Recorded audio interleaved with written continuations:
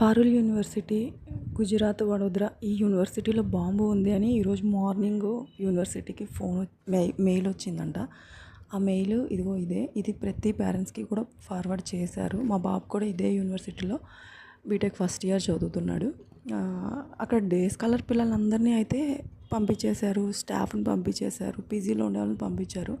కానీ మా బాబు అక్కడ లోపలే యూనివర్సిటీ లోపలే హాస్టల్లో ఉంటాడు. యూనివర్సిటీ లోపల ఉండే పిల్లల్ని మాత్రం హాస్టల్లో పెట్టేశారు. వాళ్ళని బయటికి అలౌ చేయటం లేదు. వాళ్ళకి రేపు అవుట్ పాస్ ఇస్తారంటున్నారు. అక్కడ ప్రజెంట్ జరుగుతున్న సిచ్యువేషన్స్ వాళ్ళని బయటకు పంపించేటప్పుడు మా బాబు తీసిన పిక్స్ ఇవి.